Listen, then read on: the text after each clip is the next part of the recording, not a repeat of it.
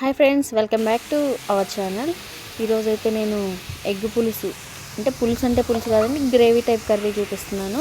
చూసేయండి. దీనికోసం అయితే ఆనియన్స్ చాప్ చేసి పెట్టుకున్నాను. పొయ్యి మీద బాండి పెట్టి జీలకర్ర తాలింపులు వేసి ఇప్పుడు ఆనియన్స్ వేస్తున్నానండి. దీన్ని అయితే కొంచెం మనం సాల్ట్ వేసుకొని అయితే నేను ఫ్రై చేస్తున్నాను. తర్వాత అయితే ఒక బౌల్లో నేను ఎగ్స్ బాయిల్ చేసుకున్నాను. ఎగ్స్ బాయిల్ చేసి అట్లా పక్కకు పెట్టేసుకున్నాను.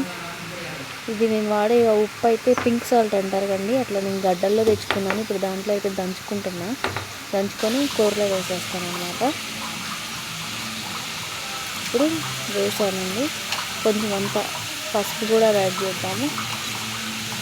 పసుపు యాడ్ చేసాక మిక్స్ కలిపేద్దామండి. కలపడం అయితే అయిపోయింది.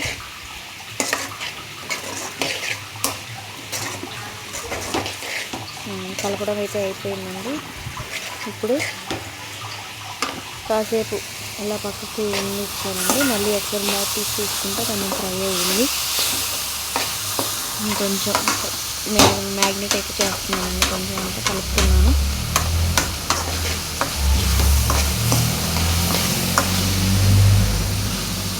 దీనికి తర్వాత ఇప్పుడు ఎగ్స్ అయితే తీసుకొని పొట్టు తీసేసుకున్నామండి. ఎగ్స్ పొట్టు తీసుకున్నాము.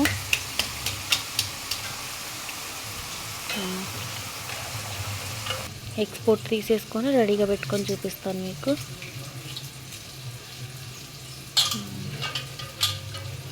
ఏంటి ఇలా ఉన్న ఎగ్స్ అనుకోకుండా అండి, ఇవి మాకు అంగన్వాడీ గుడ్లు అనమాట, అట్లా ఉంటాయి.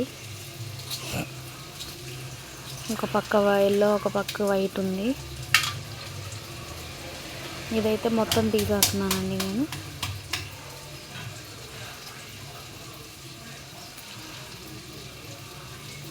అది వేడి మీద ఉన్నప్పుడే గుడ్లు అనేది పొట్టు తీసుకోవాలండి, లేకపోతే మాత్రం స్కిన్ అనేది అందులో వైట్ లేయర్ పట్టేసి మొత్తం పిచ్చి పిచ్చిగా వస్తుంది ఎగ్గు. ఇప్పుడైతే అన్ని ఎగ్స్ అయిపోయినాయండి తీయడము. ఘాట్లు పెట్టుకున్నాం. ఇప్పుడు ఘాట్లు పెట్టుకొని కర్రీలో వేసుకున్నాం. ఘాట్లు పెట్టుకుంటే ఏంటంటే కర్రీ అందులో ఉప్పు కారం అన్నీ అబ్జర్వ్ చేసుకొని తినేటప్పుడు టేస్టీగా అయితే ఉంటుంది. అంతా అయిపోయి ఇంకొక 2 ఉన్నాయండి. వాటిని కూడా ఘాట్లు పెట్టేసుకొని ఆ ప్లేట్లో ఉంచేసుకున్నాము.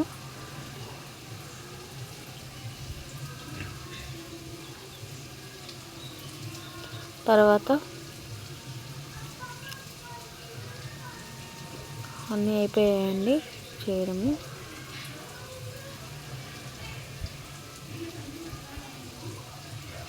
నిలువుగా అయితే పెట్టేసుకుంటున్నాను నేను. అన్నీ పెట్టేసుకున్నానండి. ఇప్పుడైతే కర్రీ ఒకసారి కలిపేసుకున్నాము. మగ్గిపోయింది. దీంట్లో అయితే కొంచెం అంతా నేను మ్యారినేట్ చేసుకొని కొంచెం అంతా చింతపులుసు ఇలా వేసేసుకుంటాను. అవన్నీ ఎగ్స్ పెట్టేసుకున్నాను. ఇప్పుడు చింతపులుసు అయితే నేను మ్యాక్సిమం ఇలా చేసుకొని పెట్టుకుంటానండి. ఆల్టర్నేషన్గా ఇప్పుడు పిల్లలు అప్పుడు పులిహోర అని అడుగుతారు కాబట్టి త్వరగా అయిపోతుంది నా పని. ఇదైతే ఇప్పుడు ఒక స్పూన్ తీసుకొని కూరలో అయితే వేసుకున్నాము. 1.5 స్పూన్ వేసుకున్నానండి. ఎవరు పులుపు తగ్గట్టు వాళ్ళు వేసుకోవాలి. మా ఇంట్లో పులుపు కొంచెం తక్కువేనండి తినేది, ఎక్కువ తినరు.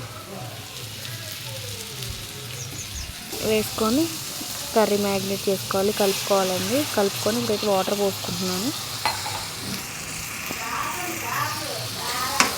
వాటర్ పోసాను. ఒకసారి కలుపుకున్నాక ఇది కొంచెం దగ్గరికి రావాలండి.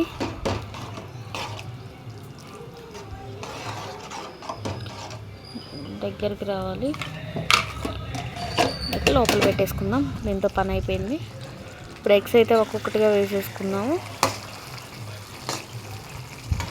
ఎగ్స్ ఒక్కొక్కటిగా వేసేసుకొని దీన్ని అయితే మంచిగా ఉడకనిద్దాం, బాయిల్ అవ్వనిద్దాం.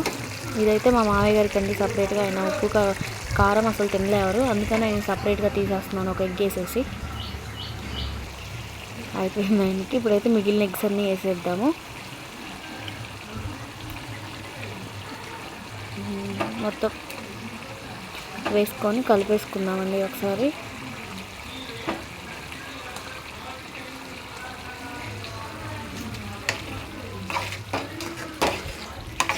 కలిపేసుకుందాం ఒకసారి.